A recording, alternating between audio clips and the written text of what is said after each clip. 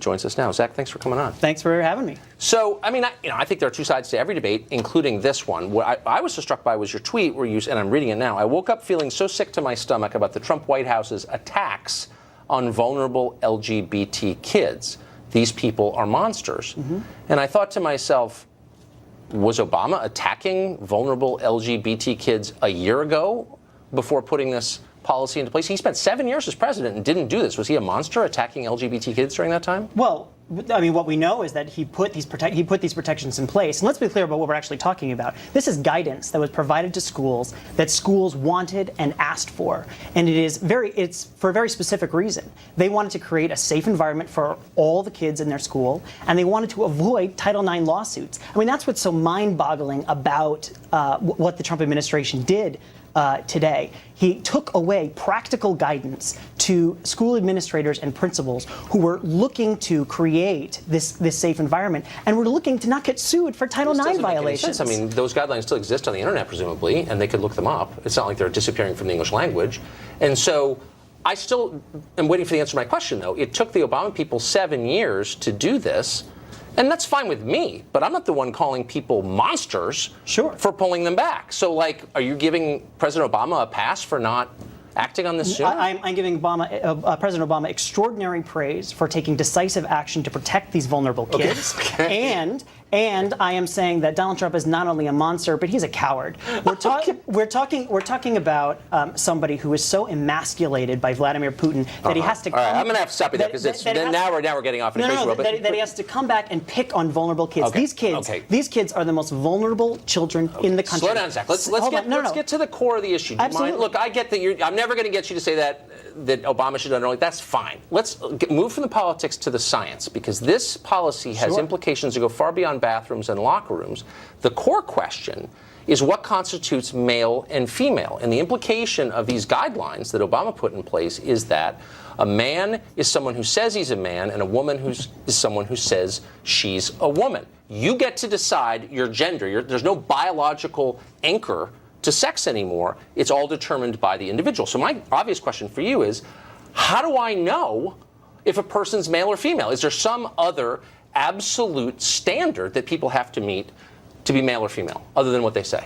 One's gender identity is enough to show what gender they are. And so if you're confused about that, I mean, I leave that, to your level of enlightenment and it's not about enlightenment. It's not about moral status. This is a real question because there are all kinds of institutions in American life that function on a sex-segregated basis. Women's college, sports, both professional and amateur, prisons. And so you're telling me that I can play on a women's sports team when I say I'm a woman. What we are saying is that in this guidance with public schools, which and the vulnerable kids that are there, that there are specific guidelines that these teachers and these supervisors and these principals asked for in how to create safe. Okay, but now you're going back to the first question. You just said a second ago that that is what we're talking about. No, let me take you back 3 sentences. When you said gender identity is determined by the person who possesses it. That's almost exactly what you said. Correct. And I'm saying there are massive implications of this that everyone is either too dumb or too embarrassed to explore, but let's do so now. If your sex is what you say it is, then what prevents me from playing on a women's field hockey team? What prevents me from getting convicted of a felony and demanding to go to a women's prison? And it's a real question. It's not a real question. Why is it not a real question? It's not a real question because it is pretty absurd, and there are no other examples. Why? Because there are no examples of this. What do you mean? I'm sorry, but there are no examples. This is the same argument about saying that this will allow sexual predators to go into women. I'm not making that argument. Yes, but you are making that argument. Okay, what I'm saying is, I just want to know what the standards are. I'm not actually making any claims. I'm merely asking a question, and I want you to answer. Yes, the standards are Is there a scientific standard? Because when you deal with questions of biology, that is a species of science. So what's the scientific standard? I'm a scientist. I want to know if you're a man or a woman. How do I find out? Look, these are discussions that I encourage you to have with someone who is transgender, and they can come and talk to you about. I don't need that to speak to a I can speak to you because you think about this stuff for a living. So it's a very simple question. Yes. I want to know if you're a man or a woman. I'm a scientist. How do I find out? Your gender identity determines your gender, period. Okay. So should someone who looks like me, I look like a man, you think I was a man, I say I'm a woman, and I demand to play in a women's sports team, I demand to go to women's college, I demand a small business administration loan for women-owned businesses. That's a real thing. That's a billion-dollar question, for real. Can you turn me down if I say I'm a woman? The question that is on the table right now is about Title IX. Let's not and about guidance. No, but you want to go off on Title these IX applies. It's not a tangent. Title IX applies and was created around the question of women's sports.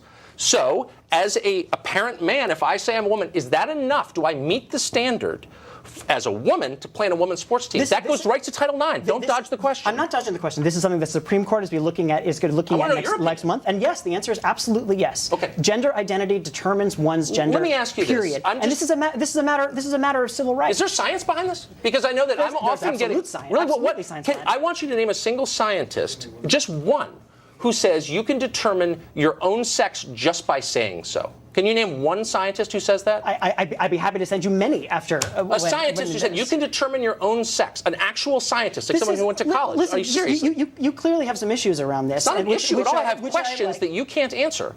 And you're instead throwing things like you're not enlightened. I'm asking you a sincere question. What's the science behind this? And you're deflecting. Why? I'm simply not deflecting. This is a matter of settled science, and it is something. What's the science exactly? That you are what you say you are? Could I change my race too? And don't dodge that question. That's a real question. No, you cannot. Why? Change Why your race. can't I change my race, but I can change my sex? What's the difference? It is not about changing. It is not about changing. But why This is about isn't it? inherently who people are. Really? What if I say I'm inherently of another race? Who are you to say I'm not?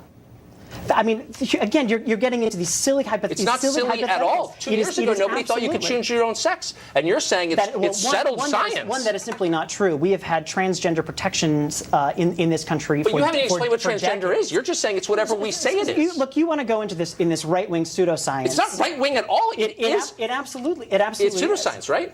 You name. I will give you $1,000 if you can find any scientist, like an actual biologist at an accredited American college, willing to come on this show and say, here's the science, here's the state of play of biology 2017, name your sex, and that's what it is? I don't understand. You can't. I don't understand why you won't answer the question I'll answer about why. any question always. Excellent. Why shouldn't schools who are asking for it get guidance on how to create safe environments for all their kids? I would say that guidance exists. It floats on the internet, and if it's merely guidance, then the federal government needs no more to do with it. They can say, here's our guidance. You're undermining your own argument, which was weak to begin with. If it is as simple as that, then why do you care so much? Okay. Unfortunately, we're out of time. I'm actually enjoying this, but I want you to produce the scientist, just one. And let's make it Harvard. And I'll give you $1,000. And I'm not attacking anybody. I'm just asking the question. Anyway, we're out of time. Zach, it was great to see you. Up next, a former Foreign Service officer.